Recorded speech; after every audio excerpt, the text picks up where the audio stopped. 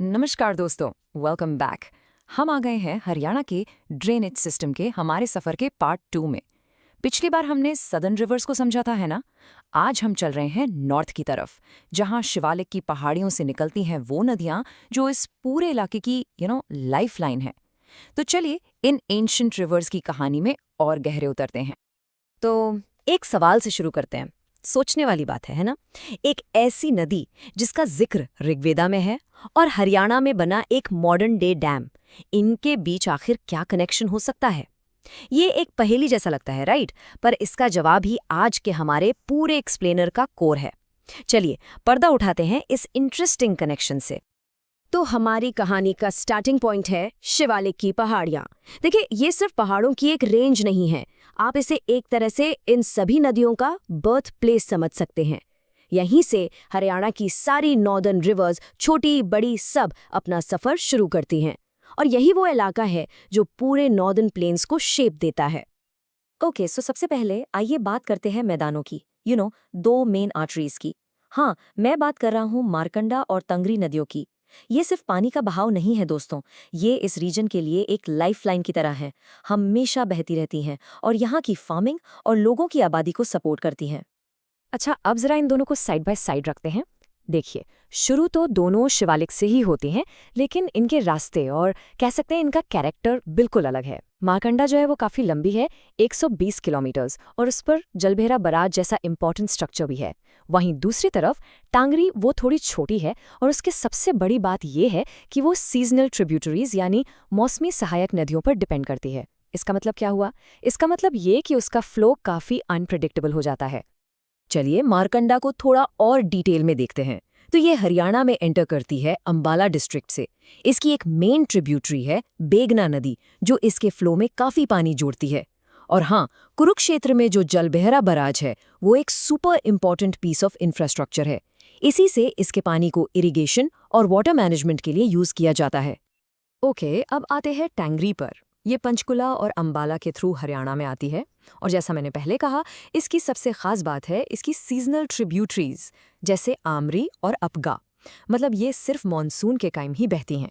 इस वजह से टैंगरी का जो फ्लो है ना, वो साल भर में ड्रामेटिक तरीके से बदलता रहता है।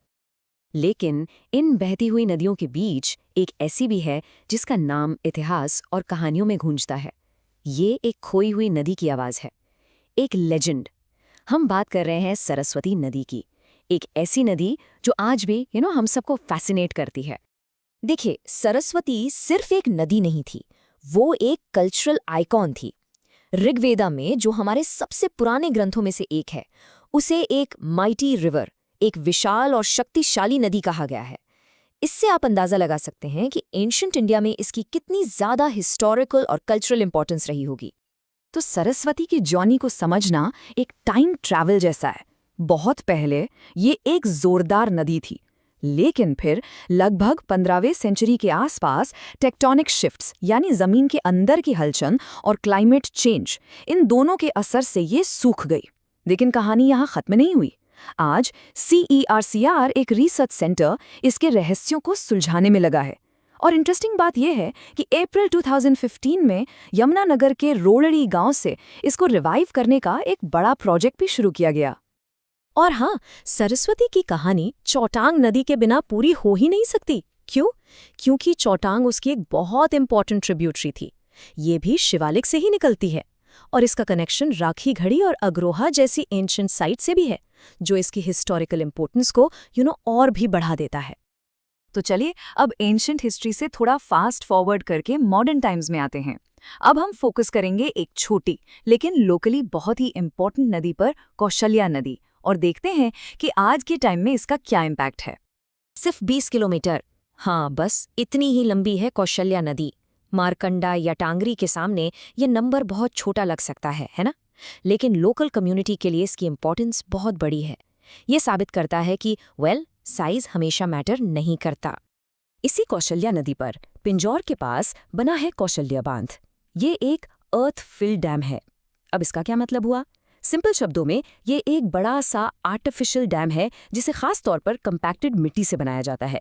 सोचने में सिंपल लगता है, लेकिन इस एरिया के वाटर मैनेजमेंट के लिए ये एक बहुत ही इफेक्टिव सोल्यूशन है। तो चलिए अब इन सब अलग अलग टुकड़ों को एक साथ जोड़कर देखते हैं। ये सारी नदियाँ, हर एक की अपनी यूनिक कहानी, मिलकर बनाती हैं हरियाणा के नॉर्दर्न लाइफलाइंस। ये एक कॉम्प्लेक्स इंटरकनेक्टेड सिस्टम है जो इस रीजन के पास्ट, प्रेजेंट और फ्यूचर तीनों को शेप देता है। तो अगर हम इसको आसान शब्दों में समेटें, मारकंडा और टांगरी जो हैं वो इस इलाके के वर्क हॉर्सेस हैं जो प्लेन्स को लगातार पानी देती हैं। सरस्वती और चोटांग, वो हमारी डीप हिस्टोरिकल और कल्चरल लेगेसी हैं। और कौशल्या, वो मॉडर्न वाटर मैनेजमेंट का एक परफेक्ट एग्जाम्पल है जो लोकल लेवल पर ज़रूरतों को पूरा करता है। और जाते जाते मैं आपके लिए एक सवाल छोड़ना चाहता हूँ, सोचिएगा ज़रूर। एक तरफ हम अपनी पुरानी खोई हुई नदियों को फिर से ढूंढ रहे हैं और दूसरी तरफ हम अपनी आज की नदियों को मैनेज कर रहे हैं। तो ऐसे में हम अपनी हिस्ट्री और फ्यूचर की पानी की ज़रूरतों के बीच एक परफेक्ट बैलेंस कैसे बना सकते हैं? ये एक बड़ा सवाल है जिसका जवाब हम सबको मिलकर सोचना होगा। हमारे साथ जुड़ने के लिए बहुत बहुत शुक्रिया।